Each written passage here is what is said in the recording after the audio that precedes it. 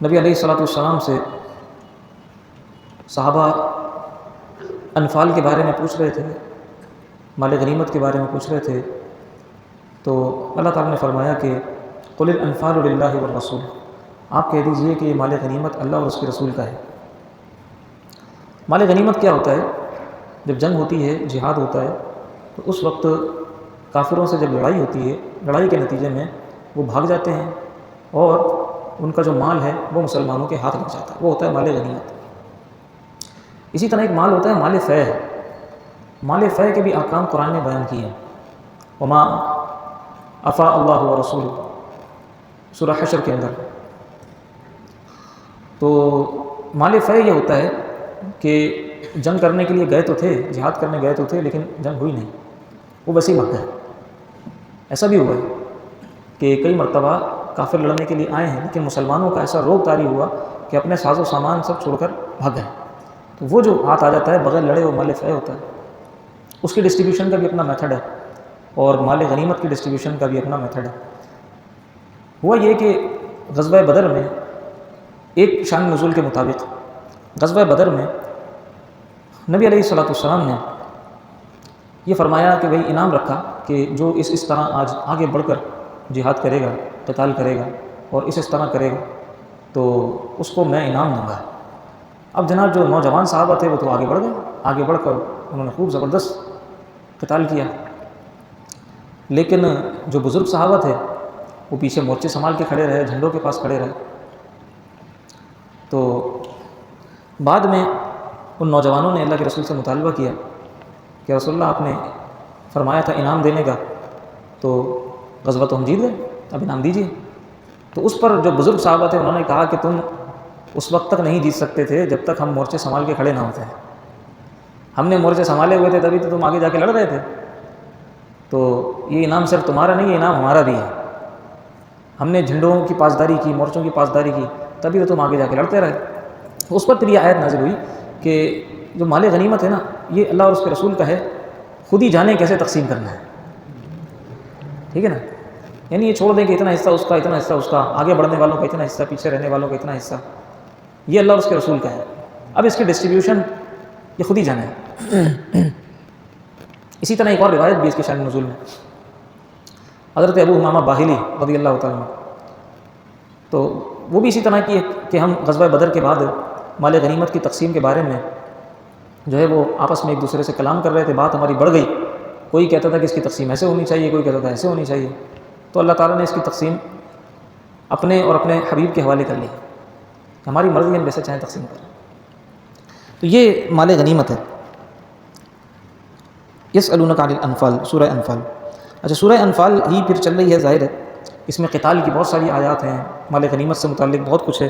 پھر 10واں سپارہ شروع ہوتا ہے، وَاعْلَمُوا أَنَّمَا غَنِمْتُم مِّن شَيْءٍ فَأَنَّ لِلَّهِ خُمُسَهُ وَلِلرَّسُولِ وَلِذِي الْقُرْبَىٰ وَالْيَتَامَىٰ وَالْمَسَاكِينِ وَابْنِ السَّبِيلِ۔ ایک پھر اس کی ڈسٹریبیوشن یہ بیان ہوئی کہ جو بھی تمہیں مال غنیمت ملتا ہے، فَأَنَّ لِلَّهِ خُمُسَهُ وَلِلرَّسُولِ، اللہ اور اس کے رسول کے لیے اس کا خمس، وَلِذِي الْقُرْبَىٰ ان کے رشتہ داروں کے لیے، وَالْيَتَامَىٰ وَالْمَسَاكِينِ وَابْنِ السَّبِيلِ، ٹھیک ہے۔ تو ایک یہ پھر اس کے خمس کے حوالے سے کچھ احکام اللہ رب العزت نے بیان فرمائے۔ میری کوشش ہے کہ میں تیزی کے ساتھ آج کئی مضامین کور کر لوں، اس لیے کہ اس میں بہت اہم مضامین موجود ہیں۔ یا ایھا النبی حسبک اللہ من اتبعک من المؤمنین، اے نبی آپ کے لیے اللہ کافی ہے اور آپ کی اتباع کرنے والے مومنین کافی ہیں۔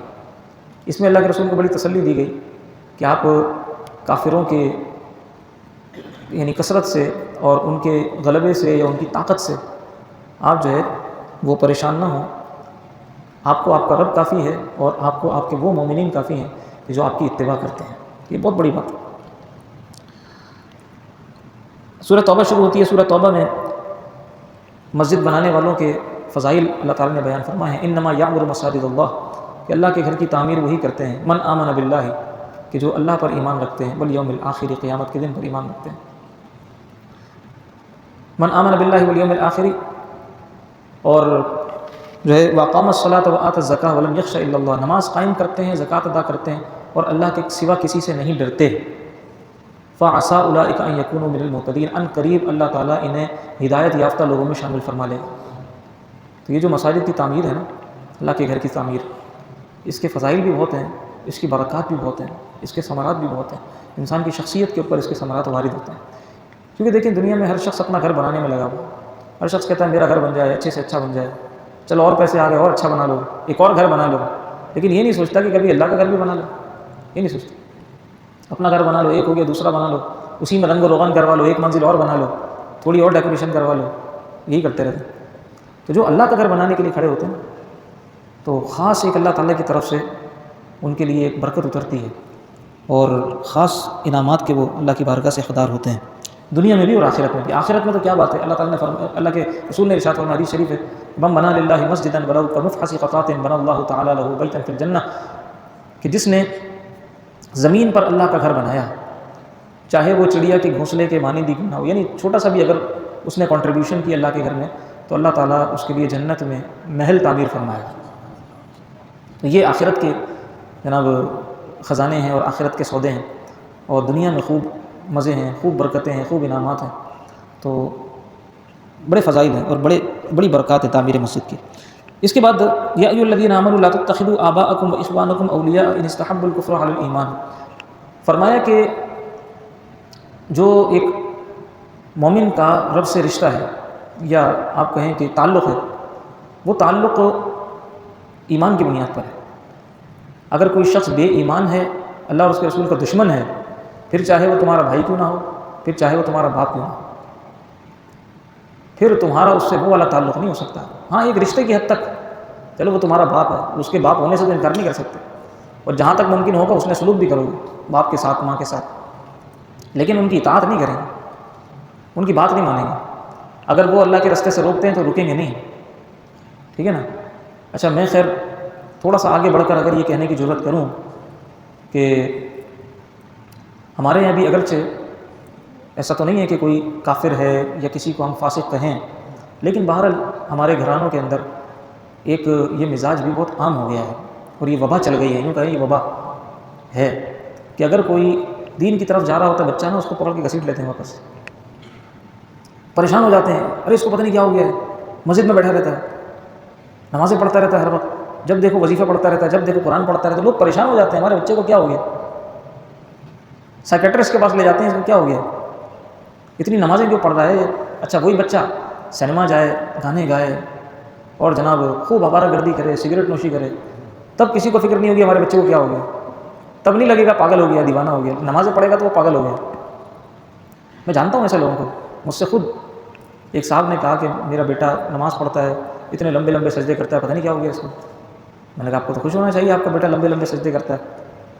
تو خیر وہ چاہ رہے تھے کہ نہ کرے، ایسا نہیں ہے کہ وہ خود، اب میں وہی کہہ رہا ہوں وہ خود بھی نمازی ہیں، ان کے والد صاحب خود بھی نمازی ہیں، لیکن وہ ان کا کہنا یہ ہے کہ بھائی ٹھیک ہے نمازیں پڑھے، لیکن اتنا زیادہ نمازوں کے اندر منہمک نہ ہو جائے، انوالو نہ ہو جائے، یا اللہ سے اتنا نہ جڑ جائے کہیں پتہ چلا کہ دنیا سے ہی کٹ جائے۔ یہ بھی ایک لوگوں کی سوچ ہے۔ بہرحال تو یہ ہمارے یہاں ایک مسئلہ ہے کہ کوئی جب دین کی طرف جا رہا ہوتا ہے بچہ، داڑھی رکھ رہا ہوتا ہے، تو اس کو ٹونٹ کرتا ہے پورا معاشرہ، یار کیا تم مولوی بن گئے، یار مولوی ہونا کوئی گالی ہے، مولوی ہونا کوئی بری بات ہے، تو کیا تم مولوی بن گئے، ٹوپی لگا لی اس نے، تم کیا بن گئے، اتارو ٹوپی، اتارو داڑھی کٹواؤ، کرتا شلوار کیوں پہنا ہوا ہے، مطلب تو ہمیں خود بھی غور کرنا چاہیے کہ دیکھیں قرآن کریم میں جو فرامین ہیں کہ اگر تمہارا باپ یا تمہارا بھائی کفر کو پسند کرتا ہے اسلام کے مقابلے میں، تو تمہیں اس کی بات نہیں سننی ہے، ٹھیک ہے نا۔ تو اب ہم یہ تو نہیں کہہ رہے کہ چلو وہ کفر کو پسند کر رہا ہے، لیکن کم از کم وہ کفریہ عادتوں کو تو پسند کر رہا ہے، کفریہ اطوار کو تو پسند کر رہا ہے، وہ کم از کم کفریہ فیشن کو تو پسند کر رہا ہے، اسلامی فیشن اس کو برا لگ رہا ہے، اسلامی تعلیمات اس کو بری لگ رہی ہیں، پورے معاشرے کو بری لگ رہی ہیں، گھر والوں کو بری لگ رہی ہیں۔ تو بہرحال ہمیں ذرا غور کرنا چاہیے اپنے حالات پر کہ ہم کس طرف جا رہے ہیں۔ آگے جو ہے وہ اب دیکھیں ماہ رمضان ہے، زکوٰۃ کے حوالے سے اس میں کئی ساری باتیں ہیں۔ والذین یکنزون الذھب والفضة ولا ينفقونها فی سبیل اللہ فبشرھم بعذاب علیم، وہ لوگ کہ جو اپنے سونے چاندی کو، زیورات کو کنز بنا کر رکھتے ہیں، جمع کر کے رکھتے ہیں، اور اللہ کی راہ میں خرچ نہیں کرتے، اس کی زکوٰۃ نہیں دیتے اور حقداروں کو اس کا حق نہیں دیتے، تو فرمایا فبشرھم بعذاب علیم، اے حبیب آپ ان کو دردناک عذاب کی خوشخبری سنا دیں، یوم یحمى علیہا فی نار جہنم، یہ سارا کنز جو انہوں نے جمع کیا ہوا ہے سونا، جس کی انہوں نے زکوٰۃ نہیں دی اور رمضان آنے سے پہلے ہیر پھیر انہوں نے شروع کر دی، وہ سمجھتے ہیں کہ اللہ کو دھوکہ دے رہے ہیں، لیکن اللہ کو دھوکہ نہیں دے رہے، اپنے آپ کو دھوکہ دے رہے ہیں۔ رمضان شروع ہونے سے پہلے بیوی نے اپنا زیور اٹھا کے شوہر کی ملک کر دیا، شوہر کا تھا، شوہر نے اٹھا کے بیوی کی ملک کر دیا، اور جناب بیوی نے اٹھا کے بچوں کی ملک کر دیا۔ یہ سب چل رہا ہے کہ بھائی سال ہونے سے پہلے پہلے میں نے ملکیت اس کی ٹرانسفر کر دی، اونرشپ ٹرانسفر ہوا، اب میرے اوپر زکوٰۃ نہیں رہی۔ یہ سب ڈرامے چل رہے ہیں۔ تو مال پھر ہلاک نہیں ہوگا تو پھر کیا ہوگا؟ اللہ سے جو ہے وہ بھاگ رہے ہیں، مال کی زکوٰۃ دینے سے بھاگ رہے ہیں۔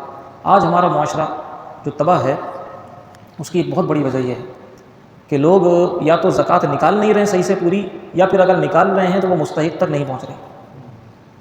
دو بات ہے، یا تو لوگ زکوٰۃ نکالتے ہیں تو پوری نہیں نکالتے، یا اگر نکال دیتے ہیں پوری بھی تو وہ مستحق تک نہیں پہنچتی، وہ یا تو پروفیشنل بیگرز لے جاتے ہیں مانگنے والے راستے میں، یا پھر ویسے ہی اس نے سوچ لیا کہ یار ہو سکتا ہے وہ بھی مستحق کو جان چھڑانے کے لیے۔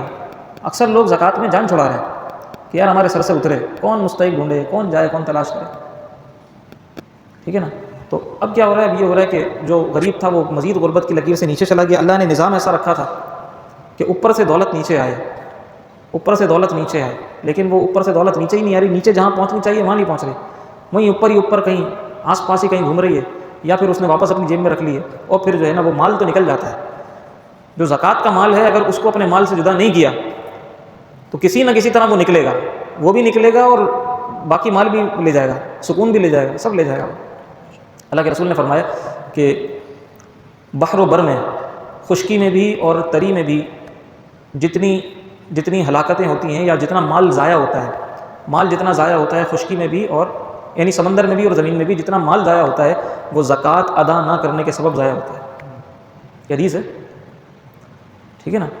آپ دیکھیے گا زکوٰۃ دینے والے بڑے مطمئن ہوں گے، بڑے پرسکون ہوں گے، جو زکوٰۃ ادا کرتے ہیں اور پوری ادا کرتے ہیں، خوش دلی سے ادا کرتے ہیں، ان کو بہت پرامن، بہت پرسکون دیکھیں گے۔ اور پھر اس سے بھی بڑھ کر جو زکوٰۃ کے ساتھ ساتھ صدقات بھی کرتے رہتے ہیں، ویسے بھی غریبوں کی مدد کرتے رہتے ہیں، کسی کو دیکھا ان کا دل نرم ہو گیا، پسیج گیا دل، فوراً سے اس کی مدد کے لیے کھڑے ہو گئے۔ رشتہ داروں میں دیکھا کوئی بیچارہ پریشان ہے، آس پڑوس میں دیکھا کوئی پریشان ہے، واقعی نیڈی ہے، فوراً کھڑے ہو گئے، دل ان کا نرم ہو گیا۔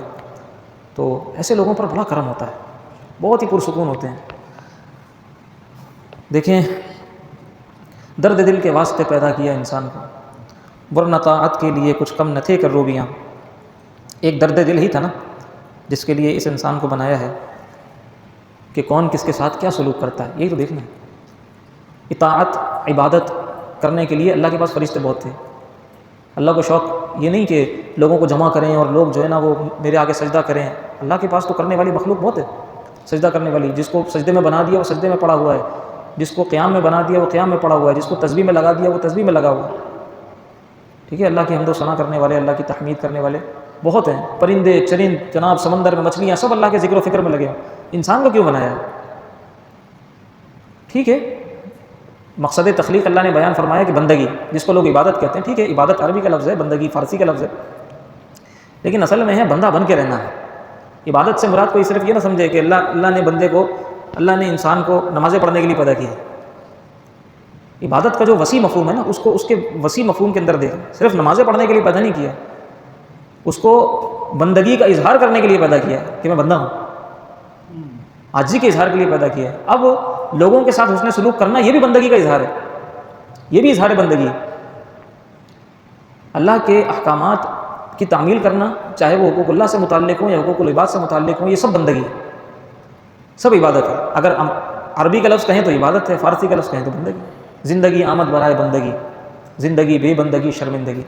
زندگی تو ملی ہی بندگی کے لیے، علامہ اقبال، اور زندگی بغیر بندگی کے شرمندگی کے سوا کچھ نہیں ہے۔ تو فرمایا کہ جو لوگ اپنے مال کی زکوٰۃ ادا نہیں کرتے، روز محشر یہ سب مال جمع کیا جائے گا اور آگ میں، جہنم کی آگ میں اس کو تپایا جائے گا، اور پھر اس کے بعد ان کو بلایا جائے گا جنہوں نے جمع کر کے رکھا تھا اور زکوٰۃ نہیں دی تھی، ان کی پیشانیاں داغی جائیں گی، ان کی کروٹیں داغی جائیں گی، اور پھر کہا جائے گا کہ ھذا ما کنزتم لانفسکم، چکھو مزہ، یہ تھا وہ خزانہ جو تم نے جمع کر کے رکھا ہوا تھا۔ کس کے لیے جمع کیا ہوا تھا؟ سوال یہ کس کے لیے جمع کیا ہوا تھا؟ اگر تو قبر تک ساتھ لے کے جانے اور جنت میں بھی ساتھ لے کے جانے اور اپنے محل کے اندر جوڑ دینا لے جا کے، تو پھر سمجھ میں آتی ہے بات۔ جمع کیا زکوٰۃ نہیں دی، ہیلے بہانے کرتے رہے، اس کو دے دیا، اس کو دے دیا، اونرشپ ٹرانسفر کر دی، ہیلے بہانے کیے، اور پھر آنکھ بند ہو گئی، مر گئے۔ اب اس زیور کے اوپر جو ہے وہ اولاد لڑ رہی ہے.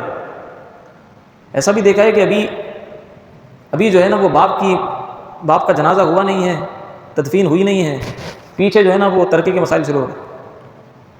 اولاد اس بات پر لڑنا شروع ہو گئی، باپ سرد خانے میں ہے، پیچھے اولاد اس بات پر لڑ رہی ہے کہ بھائی کس کا حصہ کتنا ہوگا. چلو بھائی فٹافٹ مفتی صاحب کے پاس پہنچو، فتویٰ لکھواؤ. ابا کا انتقال ہو گیا، ابا نے 4 بیٹے چھوڑے ہیں، بتائیے کہ ایک گھر ہے اس کی مالیت اتنی ہے، حصہ کتنا ہوگا، جلدی سے بتاؤ. ابھی ابا کی تدفین بھی نہیں ہوئی ہے، یہاں پہ یہ سب شروع ہو گیا.